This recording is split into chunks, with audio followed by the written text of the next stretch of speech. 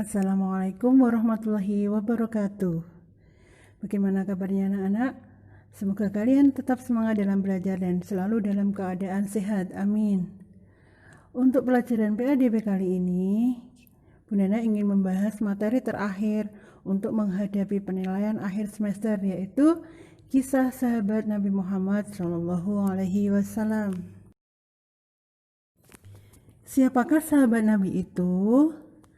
Sahabat Nabi adalah mereka yang mengenal dan melihat langsung Nabi Muhammad SAW membantu perjuangan beliau dan meninggal dalam keadaan muslim. Sahabat Nabi berperan penting sebagai jembatan penyampaian hadis dan sunnah Nabi Muhammad SAW sehingga sampai kepada kita semua umat Islam sedunia. Untuk yang pertama, kita akan membahas Abu Bakar Siddiq. Siapa yang sudah pernah mendengar cerita tentang Abu Bakar Siddiq? Ayah Abu Bakar Siddiq bernama Quhafah. Nama lengkap Abu Bakar adalah Abdullah bin Abi Quhafah At-Tamimi.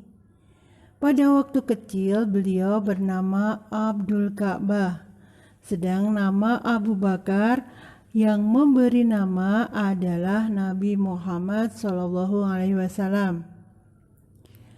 Sejak kecil Abu Bakar mempunyai sifat sabar, jujur, amanah, dan beliau juga tidak pernah melakukan perbuatan yang menyimpang, termasuk menyembah berhala. Abu Bakar juga mengharamkan minuman keras bagi dirinya. Abu Bakar termasuk as-sabiqunal awwalun. Apa itu as-sabiqunal awwalun? Yaitu orang yang pertama-tama masuk ke dalam agama Islam. Orang Quraisy yang masuk Islam karena ajakan Abu Bakar ada beberapa, antara lain Utsman bin Affan, Abdurrahman bin Auf, Zubair bin Awam, Sa'ad bin Abi Waqqas, dan Tolhah bin Ubaidillah. Abu Bakar mendapat gelar As-Siddiq karena beliau selalu membenarkan baik perkataan maupun perbuatan Rasulullah, terutama pada saat terjadi Isra Mi'raj. Jadi gelar As-Siddiq diberikan pada Abu Bakar sejak peristiwa Isra Mi'raj. Setelah Rasulullah SAW wafat, Abu Bakar diangkat menjadi khalifah, yaitu pada tahun 634 Masehi. Beberapa hal yang dilakukan Abu Bakar pada masa kekhalifahannya adalah: yang pertama, memerangi kaum murtad. Karena setelah Nabi Muhammad SAW wafat, banyak orang-orang yang imannya masih lemah kembali ke agama sebelumnya, yaitu menyembah berhala. Yang kedua, memerangi orang yang tidak mau membazir zakat. Ini juga orang-orang yang masih mengira bahwa zakat itu hanya diberikan ketika Rasulullah masih hidup. Jadi mereka beranggapan ketika Rasulullah sudah wafat tidak berkewajiban untuk membayar zakat lagi. Yang ketiga adalah memperluas wilayah kekuasaan Islam. Abu Bakar menyebarkan Islam sampai ke daerah Syria, Persia, Suriah, dan Irak. Yang keempat adalah memerangi nabi palsu.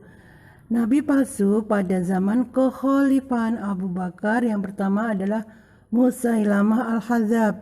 Tapi Musailamah terbunuh dalam perang Yamamah dengan panglima perang Khalid bin Walid. Dan yang berhasil membunuhnya yaitu bernama Wahsy. Yang kedua, Tulaiha bin Khuwailid. Yang ketiga, Al-Aswad Al-Ansi. Dan yang keempat, Sajah At-Tamimiyah. Abu Bakar meninggal pada usia 63 tahun, tepatnya pada tanggal 21 Jumadil Akhir tahun 13 Hijriah, dan beliau dimakamkan di dekat makam Rasulullah SAW, yaitu di komplek Masjid Nabawi di Madinah. Keteladanan perilaku Khalifah Abu Bakar Siddiq antara lain: yang pertama, beliau adalah seorang yang dermawan. Beliau pernah memberikan seluruh hartanya saat umat Islam dalam perang Tabuk. Jadi kita harus mencontoh keteladanan beliau. Jadi kalau ada orang yang membutuhkan, kita harus memberikan bantuan. Yang kedua adalah setia kawan. Beliau pernah menemani Rasulullah saat hijrah dan selalu menemani ketika Nabi Muhammad berdakwah. Yang ketiga, suka menolong. Abu Bakar pernah menebus Bilal bin Rabah yang disiksa oleh majikannya karena Bilal tidak mau kembali ke agama semula, yaitu menyembah berhala. Yang keempat, beliau selalu jujur dalam perkataan maupun perbuatan. Yang kelima adalah amanah.